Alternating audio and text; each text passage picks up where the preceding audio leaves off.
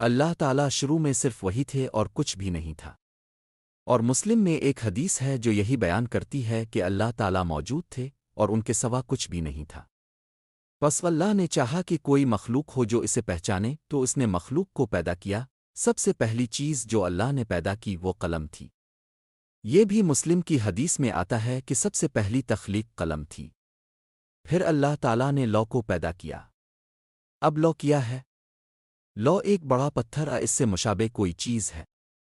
اللہ نے قلم کو حکم دیا کہ وہ لکھے، اور قلم کو ہر وہ چیز لکھنے کا حکم دیا جو وجود میں آنے والی تھی۔ ہر چیز جو اللہ کی مشیت ارادہ میں تھی، جو کچھ ہونے والا تھا، سب کچھ اس لوح پر لکھ دیا گیا۔ پھر اللہ نے فرشتوں کو پیدا کیا، یہ ہم جانتے ہیں، تو یہ بھی اللہ کی ابتدائی تخلیقات میں شامل تھا۔ پھر اللہ نے زمین کو پیدا کیا۔ قرآن میں زمین کی تخلیق کے بارے میں تفصیلات موجود ہیں کہ اللہ نے کس طرح اور کیسے زمین کو پیدا کیا۔ اور مسلم میں ایک حدیث ہے جس میں کہا گیا ہے کہ اللہ نے مختلف دنوں میں مختلف چیزیں پیدا کیں۔ قرآن میں کئی مقامات پر ذکر ہے کہ اللہ نے سب کچھ 6 دنوں میں تخلیق کیا، اور قرآن میں یہ بھی آیا ہے کہ اللہ کا ایک دن تمہارے 1000 سال کے برابر ہے۔ اس کا مطلب یہ ہوگا کہ اللہ کے 6 دن انسان کے حساب سے 6000 سال کے برابر ہوئے۔ اس آیت کے مطابق زمین کو مکمل طور پر وجود میں آنے میں 6000 سال لگے۔